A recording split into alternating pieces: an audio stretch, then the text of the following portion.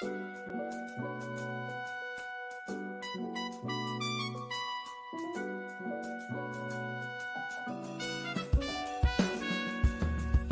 do you know why I'm the greatest sport player alive? Because I totally bluffed the shit out of you.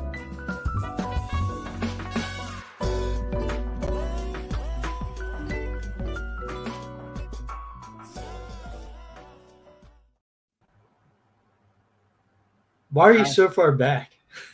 Because I'm relaxing, Jack. You looked like demented. You were just sitting there like I can't relax. I'm wearing a Tika buff. You can't relax in a Tika buff. They're too crazy for you to relax. I'm actually, Jack, do you know what I did the other night? What'd you do?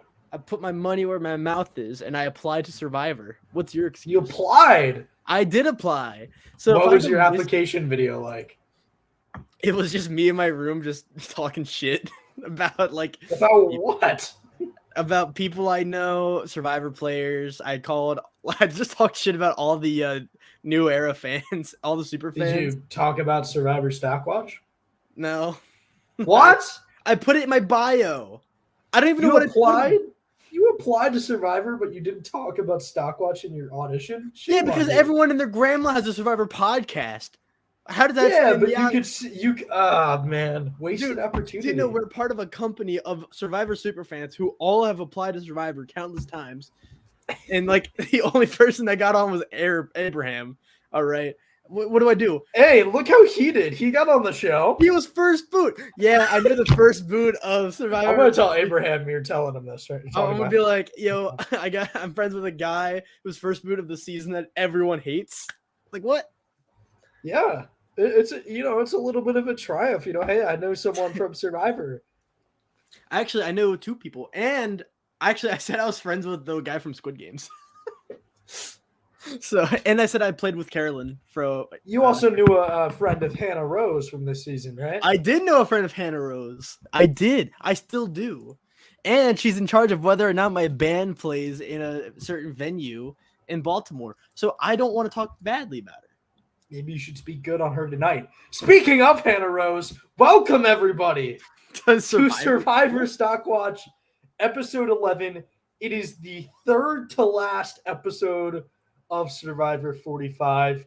I am Jack. As always, with me is Will. Will, how are you? Pretty good. Okay, great. So we talked about Hannah Rose because the person who had the only connection to Hannah Rose left in the game left on Wednesday night, with that being the person on the right pictured here, Emily. Thanks for clarifying. Yeah, you're welcome. In my opinion, one of the most obvious ways I've seen in the past few seasons. Maybe in the new era as a whole. Just obvious. What do you think? Yeah.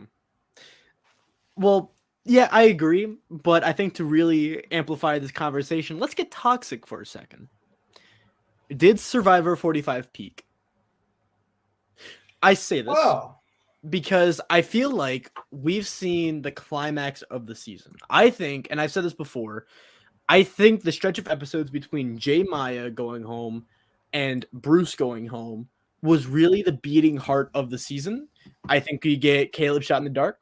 I think it really amplifies Jake as a character in person. And I think building him up as a player and as a person was a lot better than how they amped up Katora this episode. And we'll get to that later. I think the Kelly blindside is what everyone has been asking for in Survivor, of a salty elimination and a salty juror, which I love personally. I think we have Emily playing the middle and trying to, dismantle the Rebas and trying to work with Bellows and that not working out.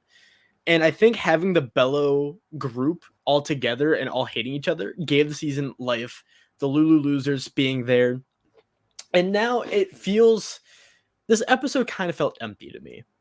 I think all the big personalities, all the big characters are dwindling in numbers. And I don't know. I'm excited to see how the season plays out, but I feel like I know the score and I know what's going to happen. That's fair. Hi, Jay. Hi, Jay. What's up, Jay?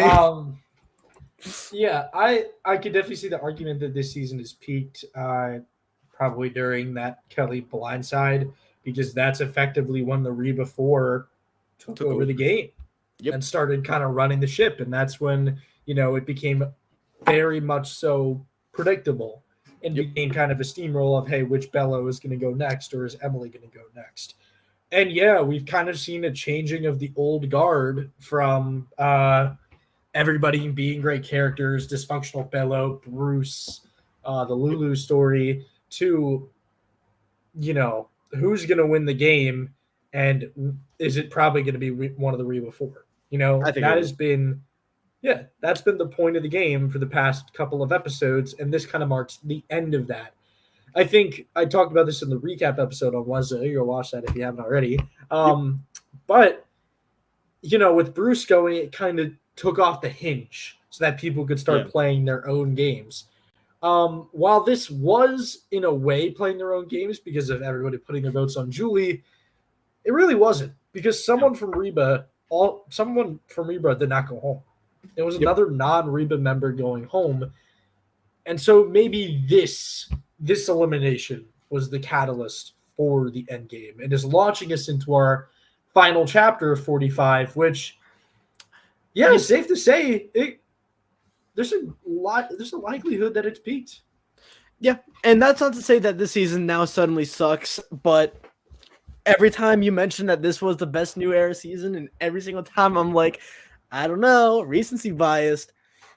I feel like now we're at the point where I'm able to be like, I told you so. This season isn't magically the greatest season of all time. Yeah. In a lot of ways, it's still good because I feel like there's still a lot of character building, but I still feel like, a lot of strategic pitfalls, which I normally enjoy, Jay. I normally like the BS, what the heck kind of seasons. Like, my favorite seasons are like Gabon, Cagayan, season and Nicaragua, right? Seasons where like strategy makes no sense. I loved, 44 and 43 for the dysfunction there. And so I think that's why I'm personally not the biggest fan. I'm rocking a Lulu and Tika buff. Dysfunction is my bread and butter in Survivor. And so I think now we're getting to a point where it's very straightforward, and maybe I'm just complaining about it. Yeah, maybe you are. Jay still thinks there's a lot of potential game left. I think there is. I think that we'll get to her and Jake later, but I think they've done a beautiful job at kind of making themselves the two ideal people to bring to the end, so that the Reba 4 does completely kind of annihilate each other. But we've kind of come to the point in the season, the last few episodes as always, where it's time to rank the seasons. It's time to rank this new era. I feel like we did this last season. Where does 44 fall? And now I think is the time to start thinking about where does 45 fall. And we talked about this a little bit beforehand, but in my opinion, this is right in the middle of the pack. I think the pre-merge and early merge beyond the quits is outstanding television. I think it's some of the best Survivor we've seen in a while. I think the quits and this mid to late merge so far, lot to be desired. I still think for me, this is going to sound crazy to you because I know what season you have a top, Will. I have 42 at number 1. I have 43 at number 2. 45 at 3, 44 at 4, and 41 at 5. So that's not crazy because I understand a lot of the complaints with 44, but also I think if you are a fan, if you're like me with Survivor and you like the dysfunction, you like character-driven seasons, I think 44 is bar none the best of the new era, right? I think if you really like the Tika 3, if you find them compelling, you're going to like 44. But if you don't like the steamroll of the Tika 3, then you won't like 44. If you think some of the characters are flat, you won't like it. 42, I do agree. That's my second. Right now, I'm 44, 42, 43, and 45 are right now tied for me, right? And then 41's last. But I'm also a huge defender of 41. I don't think it is a bad season of Survivor like a lot of people say. Yeah. It's just over time, like it's just there's other seasons that are better. But I don't think 41 is a bad season that like a lot of people say. Really, there's only 3 seasons I don't like though. So yeah, I mean, I don't think any of the new era seasons have relatively been bad. It's just a matter of which season do you personally think is best? Because we've had steamrolls akin to 45 and 44. We've had chaotic messes like 41 and 43, and we've had something kind of in the middle with 42. And we've had various different kinds of stories be told with those seasons. And it's really up to what you like. And so that brings up the last question. Thank you, Jay, as always. Is 5 seasons enough seasons on which to judge the new era? What do you think, Will? Because I think it was enough at like 2 or 3. But now we're at 5. I think that we have a lot more to kind of judge and gauge the new era with. No matter what, we're going to be judging seasons. Like, I think when 41 came, and I think the more the better, because I think we're able to view other seasons in different lights. I think when 41 first came out, we didn't know how to judge it, right? We didn't know how to skin the cat because I think we viewed it in such a Survivor way. And the show is different now. Like the new era is a new era. I think, Survivor's been doing really well with bringing back its roots, right? We're getting a lot of, old school flashback challenges. We're getting more character driven moments. Every single season, there's always a moment where people are like, this is old school Survivor, right? Like, Survivor 43, we had the Cody boot, right? We had Last Gasp, where we're like, this is old school Survivor right now. Like, Survivor's bringing it back. Every single classic Blindside, a lot of Carolyn's moments and Jam Jam's moments in like the Josh and Jam Jam rivalry in 44, I feel like they signify old school Survivor. It's just now we're viewing it in a different lens. And I think that's making me appreciate 41 now, right? Where it's like, I understand the story and narrative of 41. I just don't like the editing of it, right? And I think we're able to view seasons in such a different light. Yeah, I think what the new era has taught all fans of Survivor, casual, super fan, what have you, is that Survivor is so vastly different season to season. Back in the days of the 20s and even the 10s, we got seasons that were fairly similar to each other in terms of kind of how its model was approached. And while we have that with 3 tribes over and over again, which needs to change, and other things, we get different stories and different types of seasons every time. Jay's right. The new era is always right. It's frustrating, right? It is frustrating. It has. I was talking about this on the recap. I covered a lot of points that I'm probably going to cover in this episode on there, but we build up, right? We have so many good things going for us. Great challenges, great editing, great characters, great atmosphere. We feel like Survivor's back. And then something happens, usually with production, that kind of screws it, that kind of screws the pooch. And then it's like, well, we're back to square one. And while the new era has certainly been an era of experimentation, like this has been an era to kind of just throw stuff at the wall and see what works. Yep. I think you get a good sample size of that after a certain point. No, I'm not saying go back to an era of Survivor. The new era is distinctly new. You got to move on and you got to trek with how you've done. But you have to start pulling rabbits out of a hat that is almost out of rabbits. You got to just stick with things that work. And now you're at the point. You got 45 seasons, 46 since 46 is filmed. 46 seasons of Survivor under your belt. You can mix a lot of things together, right? Yep. You can mix twists, mix casting things. You can do things now because you have such a strong foundation. Imagine if they do Heroes versus Villains 2. Imagine if they do Second Chances 2. Imagine if they did casting themes like with Millennials versus Gen X or Blood versus Water. Boomers versus Gen Alpha, baby. I want that right now. Give me tournament fans. Bring back the silent generation. Come on. No? It's got to happen. Yeah. We got to instill some revitalization to the point where I don't think Survivor's dead. I think a lot of people come out and say Survivor's dead. It's a dead show. Nobody likes it anymore. They've been saying that since season 21. Come on. They've been saying it's in like season 13. 5. Yeah. They've been saying this is the dawn of time.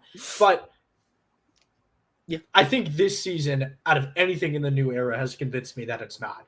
It's just that Survivor is shifting the way it wants to portray itself on TV. It doesn't feel much akin to a reality TV competition anymore. It feels like a TV show. Like it feels like an episodic TV show where we're getting laden stories every single episode. Am I wrong? No, but at the same time, this might just be a me thing. I've always kind of viewed Survivor like that, right? I always approach it as a narrative that's always unfolding. And, that's kind of why we get I feel like 44 was like that. Because I feel like 44, above all, had your main characters, your side characters, your archetypes, your whatever. And so I feel like 45 is a continuation of it, akin to how 42 felt like a continuation of 41, right? And that's not a bad thing. But it also is why a lot of people, I feel like, they feel like the seasons kind of blend together. I think what needs to happen, or my opinion, I think just give each season its own identity again. I think themes, as bad as they were with like heroes, healers, hustlers, I feel like gave it an identity of its own. There's some other themes too that I thought could have been better, but just weren't, like Ghost Island. Like that was sick. Come on, like watching it live, watching all the callbacks, that was cool. It's just the season itself sucked, right? Yeah. Honestly, this might be controversial though. I think I enjoy the new era over the 30s. I think the 30s had an era of Survivor which was so centered on big moves, resumes, and it ushered in an era of game bots that, I mean, look at me. Everything I've talked about liking the big characters, the what the heck kind of moments, wasn't really there. And if it was there, it was for the wrong reasons, like Edge of Extinction. And, I feel like we're kind of getting the best of all worlds, where we're getting the strategies, heavy. We're getting, sad moments. We're getting characters. Honestly, if you're still complaining about the new era, I feel like you're just hard to please, and you're just feeling nostalgic over Survivor, and that's fine. But it's like saying, the present, like today's kids don't know real music. Like I know real music because my generation had Nirvana and Queen, underground bands. It's like, no, you got to appreciate what's ahead of you. That's all. If you are a true Survivor fan, you appreciate what's ahead of you, and you appreciate what you have now. Yep. Speaking of characters, we have said goodbye to, this should be changed to retrospective, but we say goodbye to one of, if not the main characters of the season, and Emily. Here's the thing, right? In my opinion, if Emily made it to 4 or 5 or whatever, like we had predicted this season, we were wrong, right? Okay, we'll say it outright. We thought Emily was getting farther. We thought Emily was getting farther. We did not expect her to go 7th. But, if Emily did make it to that point, she would have been the main character, no? And so now it leaves a question of who is? Because Emily kind of was that, but she's gone 2 episodes before the end. It's like killing off the main character in a video game before the last mission. And you play the last mission as some random civilian on the street. It's like Red Dead Redemption. It really is like Red Dead Redemption. Your character dies and you play the second half of the game as someone else. Great game. And this could be a great season. But that's the problem I feel with this season, is that I feel like it peaked. Because I feel like Emily as a character started to wane a little bit, where I really, really wish that Emily stayed like being very cold until like episode 5. Because I feel like having her arc like really range like that would have been amazing.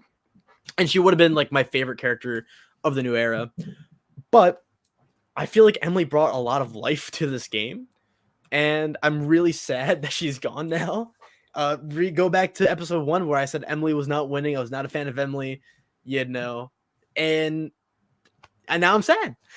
I think Emily was the main character, bar none. I think her, and then not even close was Bruce in second. And then third is like the Reba 4 as one blob, and maybe even Jake if you want to go there. But I feel like Emily, she had her journey at it, but that's not even why I was a huge fan. I just liked how different she was. She kind of reminded me in ways similar to Cass, right? In Cambodia, right? I think is the best way to describe Emily this season. And now she's gone, and now I'm sad. We're both sad. I mean, Emily was one of my favorite. I mean, I literally had her at what? I think 17th or 16th. I had her 17th. After the first, yeah. We had her dead last after the first episode. In front of Brandon, obviously. But I'd Brandon ahead of her. Sorry, Brandon. But yeah, it was really awesome seeing her journey come from the complete bottom to near the top, at the top, maybe. I think that the main character this season are the editors of Survivor because they have truly changed how Survivors looked, and they've made it a lot they've made it better, right? They've made it a lot more appealing. Because in my opinion, if Emily didn't get that literally rites of passage moment from her walk up to the journey, walk up to the advantage puzzle, the savvy puzzle again, if she didn't have that and she didn't have that glory and that glamour from that, she would have looked terrible this episode because she told the tribe at the beginning just how much she was involved with Bruce. And I'm sorry, that is one of the dumbest moves you can make on the show. It is. Telling someone too early telling everyone exactly what you did too early in the game, you're done. You're done for, right? And it's unfortunate because we've seen Emily be so smart and so calculated and so calm and reasonable with her measures and how she's approaching things, only to get this at the beginning. And then you're like, well, now she's fighting an uphill battle. Like, what are we going to do? Yeah. But you know what? Emily at no point of the season was a perfect player. I think there were a lot of mistakes she has made. There's a lot of pitfalls that happened, but I feel like it's similar to Shan and 41, where there were a lot of pitfalls, but Emily was also the most developed character outside of Jake. But come on. Yeah. Come on. And so I feel like we all ignored those pitfalls. But at the start of the episode, when she announced, her move, on one hand, I get it, right? Because, I feel like if I was in Emily's position, I'd feel over the moon. I made a big move. I just wish she saved it for Final Tribal Council or, saved it. Exactly. That would have been a great bombshell to, stun your finalists. Because I know Bruce would talk about it. But that would be a crazy thing. Be like, I'm the reason why Bruce is gone. But I can't fault Emily to an extent, but at the same time, I can fault Emily because that was a dumb move. Right. And the last thing I want to talk about with this is Jay's point. Editing trend. We've talked about this many times on the show before, but we have Shannon 41, Omer in 42, Cody in 43, Franny in 44, now Emily in 45. The biggest question for me is that in those seasons, in the 4 seasons of the new era so far, we had the one with Cody, right? He was basically the one from 43. Same with Franny from 44. And you could argue Shan as well. So really in 42, we had Hai, Drea, and Omer, who are all pretty big players and big winner contenders, go out in a row. Is Emily the last? Or are we going to get a big, big, big player gone next episode? Or is it going to be like Jake? It depends how we define it, right? Because there's a player that I know you ranked really high this episode. And we'll get to that player momentarily. But I think there's a good chance they go out this next episode. But to me, they're not a big stand-up player. I think honestly, the only big player remaining is D. I think Drew's edit has been really bad. And so I feel like he might be the smarmy kind of villain of the season. I don't really think there's a lot of winner potential in him.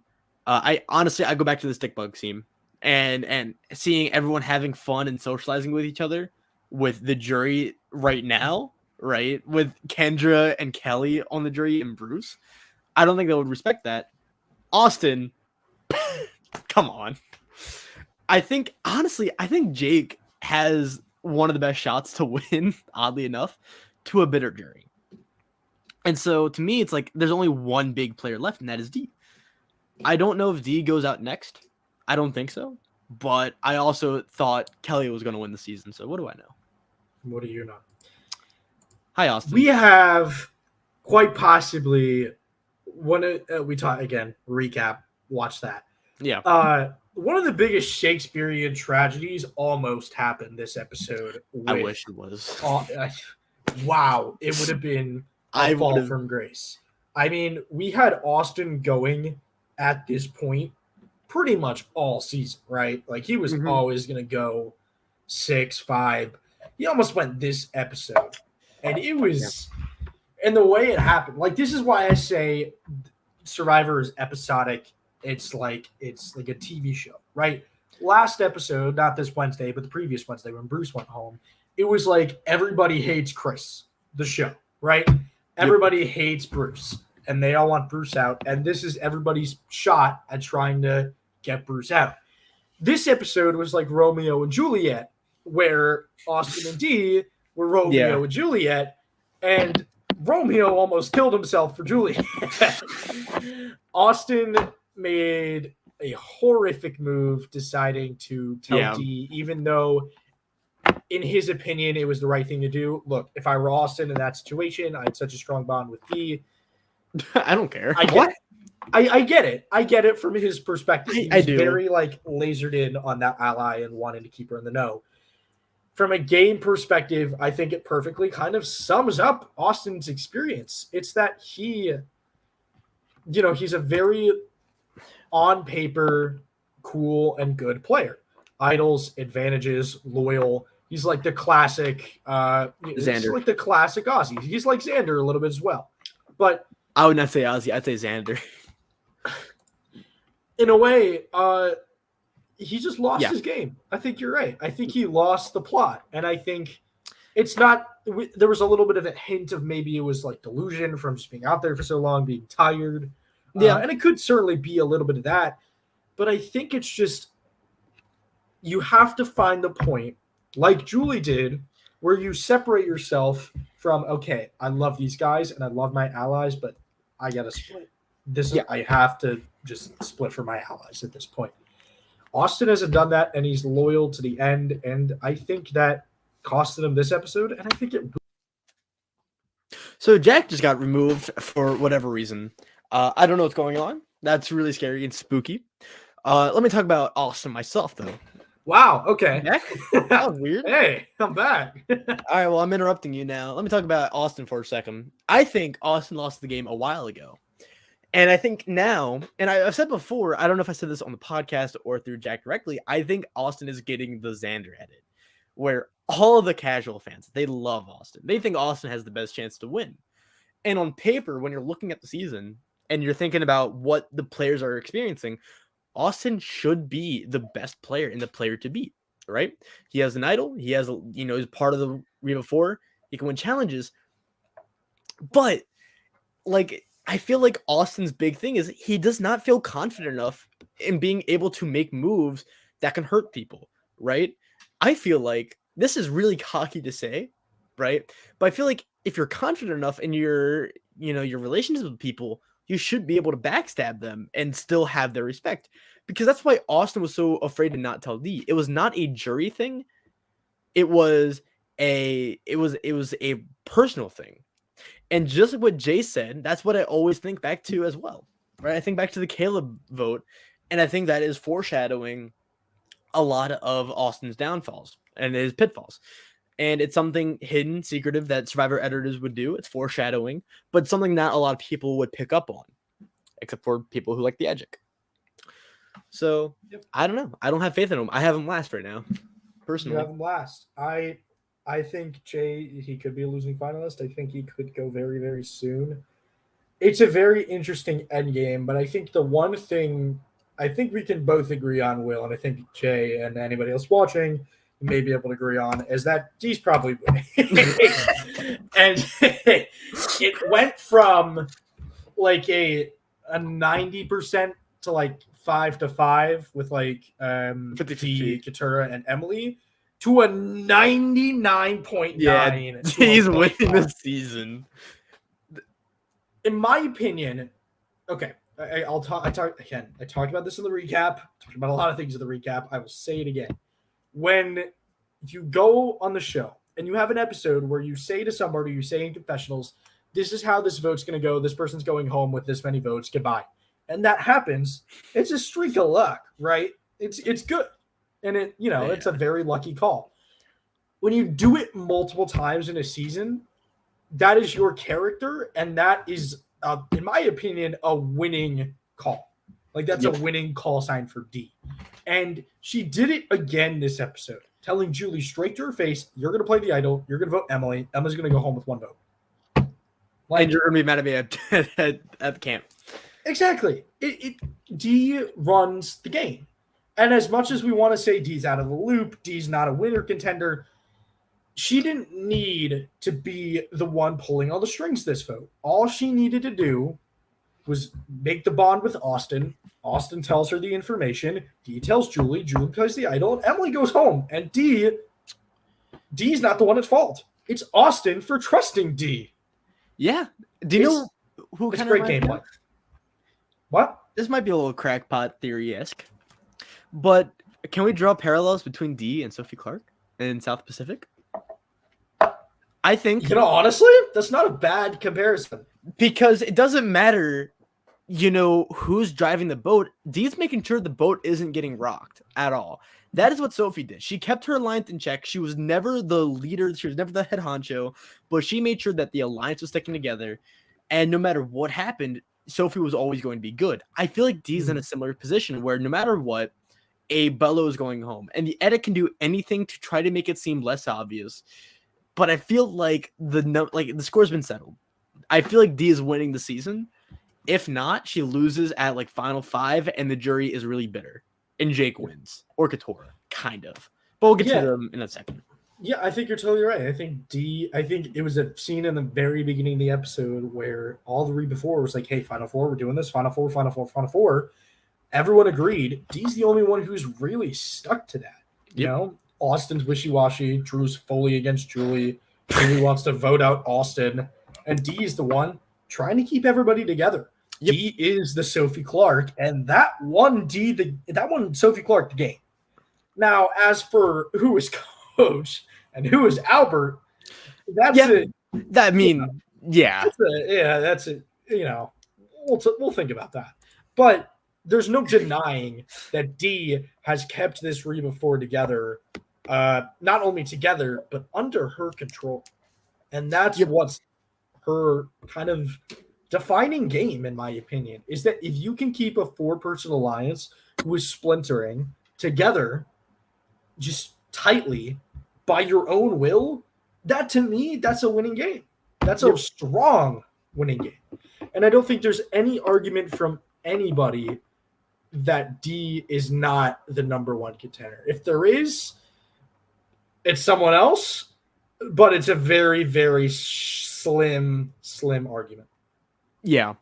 And I feel like the only bad thing right now is that the edit's going to try to hide D, which means we're probably going to get another under-edited female winner. Woo! Female under the radar winner. Are we excited, guys? Right? We keep having women win Survivor, and yet they keep getting the same edit. Everyone's always complaining. Everyone's always mad. And fans are always going to be mad because, Austin's going to lose the game. Everyone on Facebook is going to be like, God, why is D winning? Why does everyone like D so much? And it makes me mad because I'm always the one arguing with people on Facebook. I already got banned from a Survivor Facebook group. I'm going to get banned from another one. I think D should have a stronger edit. I think she might have like a great finale. I think she's going to have a very personal finale. I hope so. And I think that's going to be the bookend. But now that we kind of established that D isn't winning, I don't know who's next, but let's just get into some crackpot theories to make it fun. Hi, Drew. Yeah, Drew, you're going to do a crackpot theory with this guy? No, so, yeah, I mean, I forget Drew's next. I forget Drew's in the game. Like, here's the thing, right? We've put him kind of at the bottom in multiple episodes. Like he's been like, where's that downfall? Where's it coming? I mean, we saw him through like a lid of something in the next time on Survivor, so hopefully that it's next episode. But I thought this was his episode. I'm not gonna lie to you. I thought he was being set up to go home this episode. Like he was being set up as 100%. He's done. It's over. Kaput. Goodbye.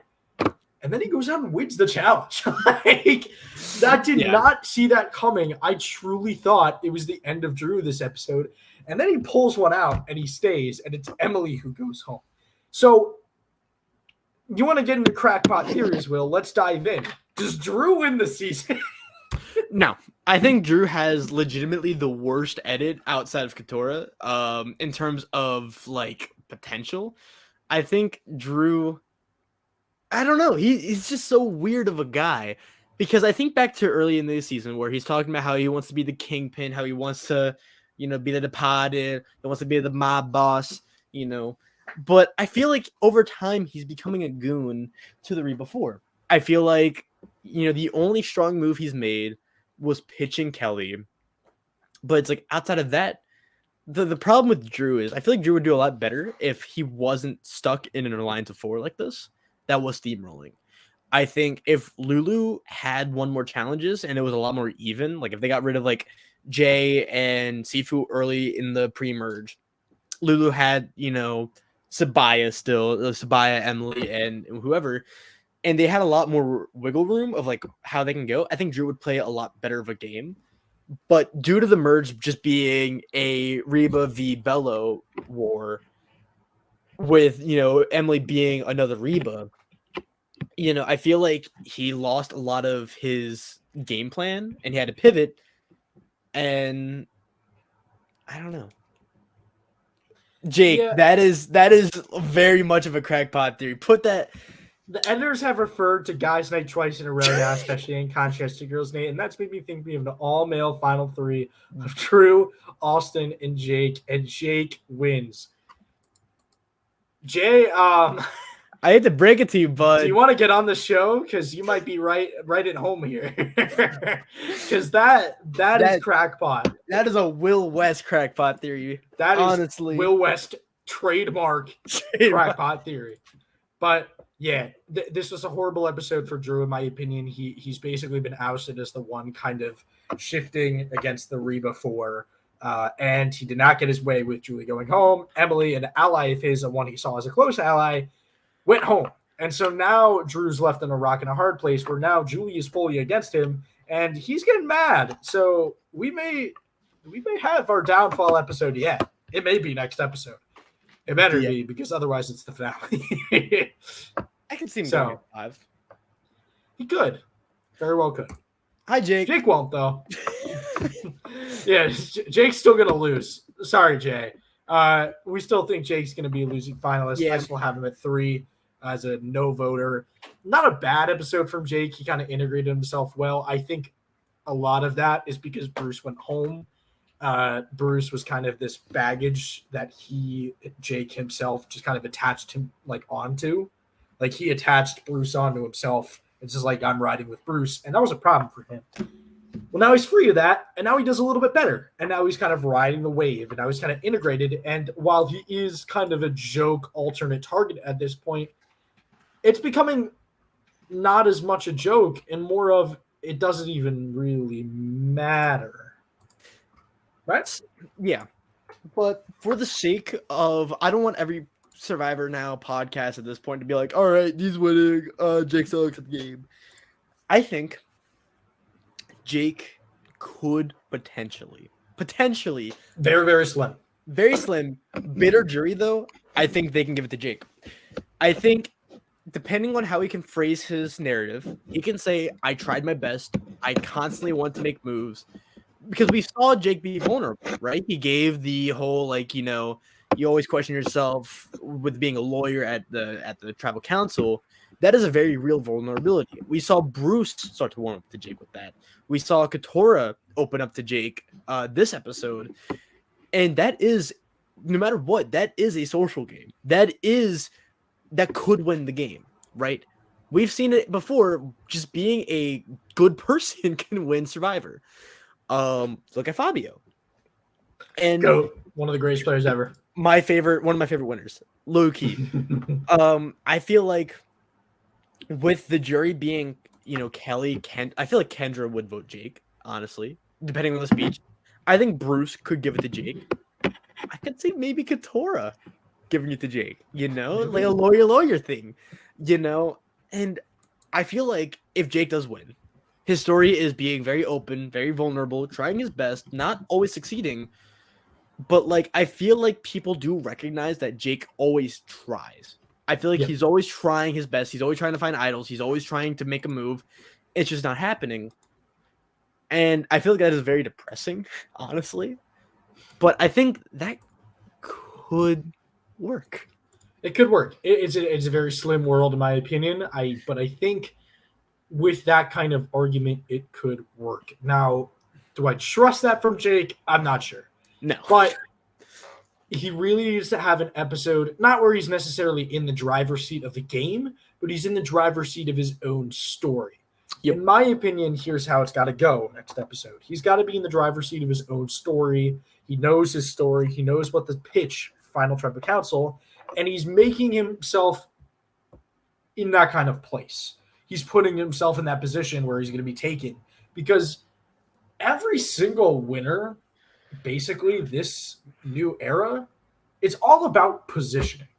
It's all about how can you get yourself to have the most Final Tribal Council scenarios possible, the most chances to plead your case. Jake can do that next episode with a personal touch to it. Now, if he goes on next episode to say, yeah, I'm running the game, this is what I've wanted to do, I've wanted to have the moves, he's going to lose. Because that's not the game Jake can win anymore. It's more about how does he personally kind of interact with this game of Survivor, and will the jury find that compelling? Yeah. It's going to be interesting to see. Hi, Julie. Julie isn't winning, though. I mean, we said that a while ago, but come on, guys. Really, really, really weird episode. I wouldn't venture to say bad. I would venture to say strange, because Julie has been in this limbo this whole time where you really don't know if Julie's a contender. You don't really know if Julie's a target. You don't really know Julie's true positioning in the game until we kind of saw it really come out this episode, where she's the prime directive. She's the target. Yeah. But at the same time, too, how much of her being I don't know, how much of her being targeted was real and how much of it was a smokescreen by the producers, right? Because don't forget, the Rio 4, they know that Julie has an idol. They know the score, right? We saw Dee put a vote on Julie. I'm not entirely convinced that Drew is as against Julie as we think, right? I don't think that's crazy. Really? I mean, I think obviously if Julie does go, that's great. But also, Austin, I feel like not Austin. I know Drew knows that no matter what, Drew's good, right? If Julie does go against 3 before and idols out Austin, right, then Drew can easily swoop up, Jake and Katora, and it can be, 3-on-3, right? Or 3-on-3, and then also get Emily for the 4th. I forgot Emily was in this episode. My apologies.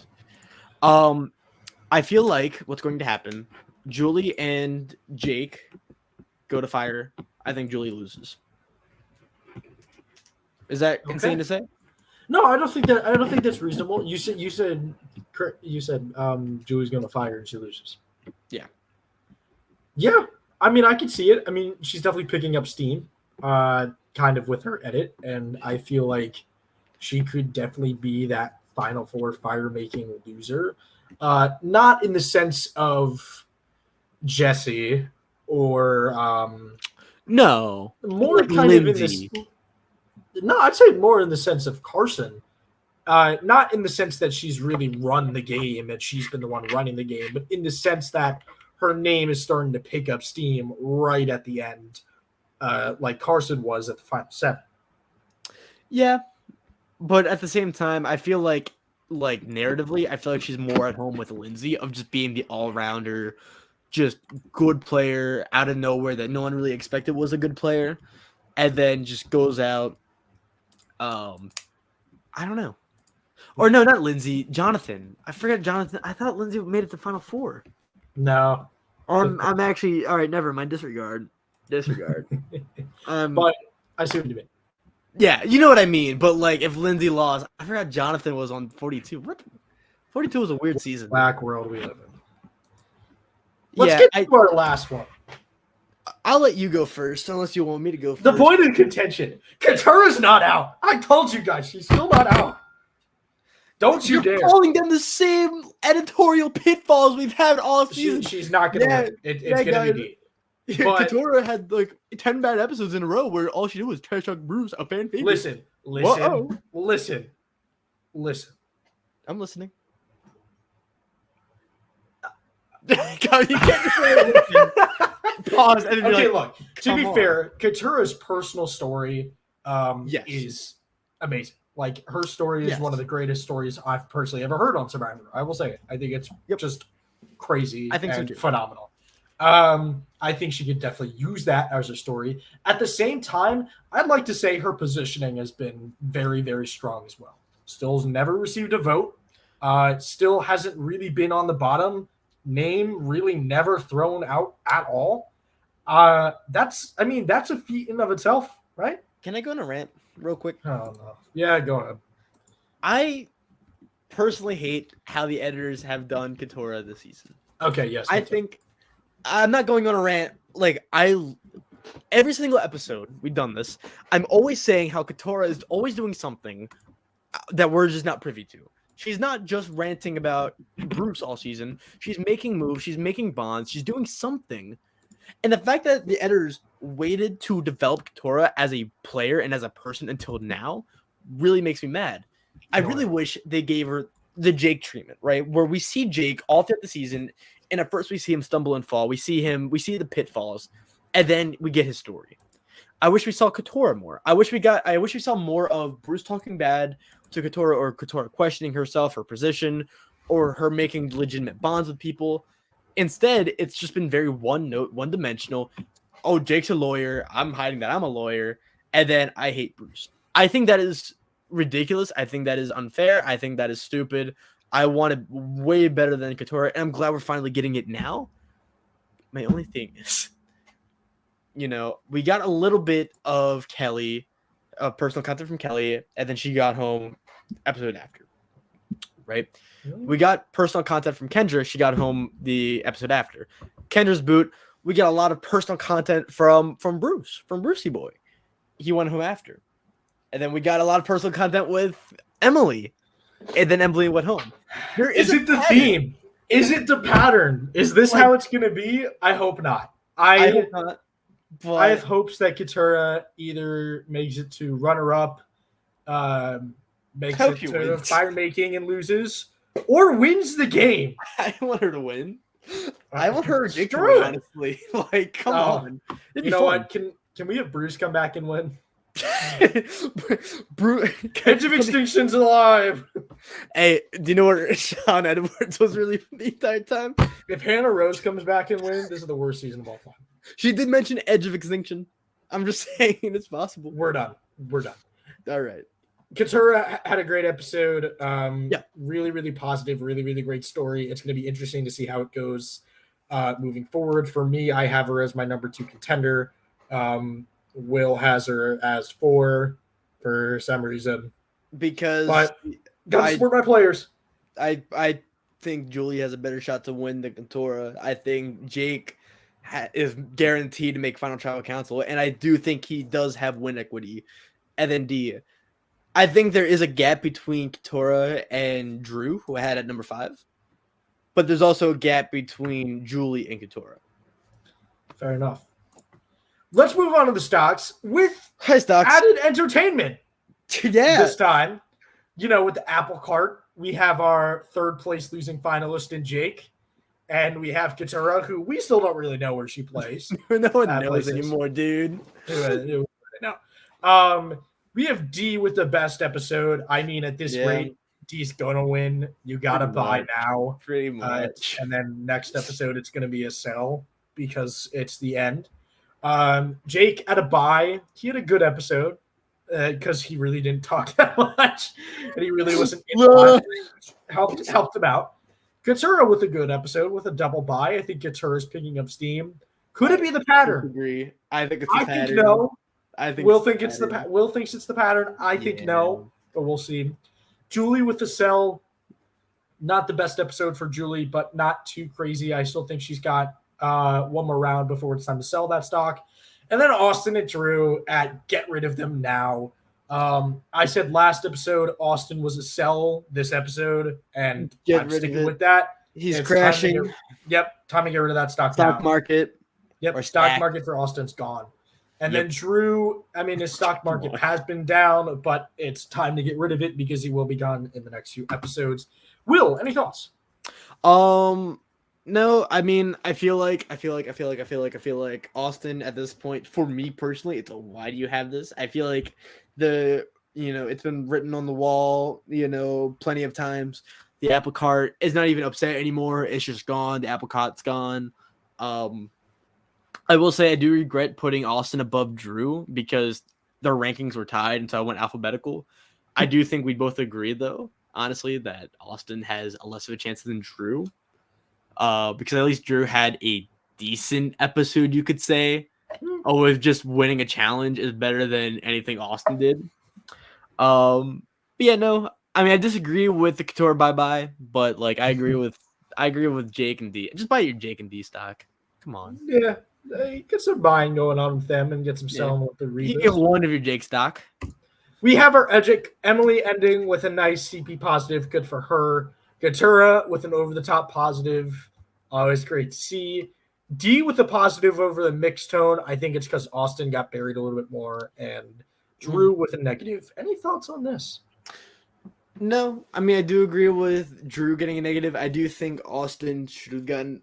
I get the mix because of the whole I want to be like Amba, but at the same time, it's like... I want to be like Amba. I want to be Amba. I want to be Boston Rob and Amba.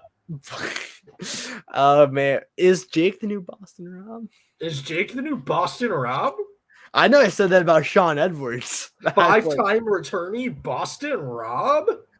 D is the new Sophie Clark, and Austin is the new Ozzy, and Drew's the new coach. I think Drew's like Albert, though. Does that mean that Julie's Rick?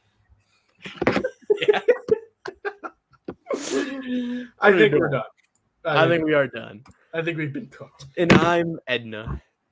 And I am Elise. Come on, you're Jim Rice. Come on. I'm not Jim Rice. I'm Elise Udamato. Anywho. Will. Jack. This has been the stocks. Calm down. Do you have anything to say? Don't forget to take your ADHD medicine. You've been a little spazzy today. Yeah, I've been very energetic. I just, I'm so excited to see how season 45 of Survivor ends. Is it going to be good? Is it going to be bad? Is it already bad? we don't know. Yes, but Jack is Jim Rice. It's been a wild ride. It's been fun.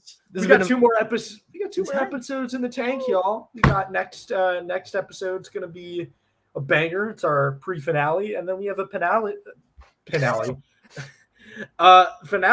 where we're going to be, recapping everybody, giving our little post-mortem on the season. So I'd like to give a shout out to Hi from season 42 for ghosting me on Twitter. I'd also like to give another shout out to Zach Wurtenberger, who also left me on red.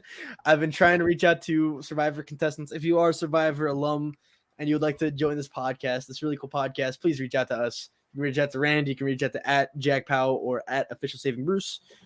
And I have food on the way. So shout out. Come Come hang with us. Also, a shout out to Athena Mail.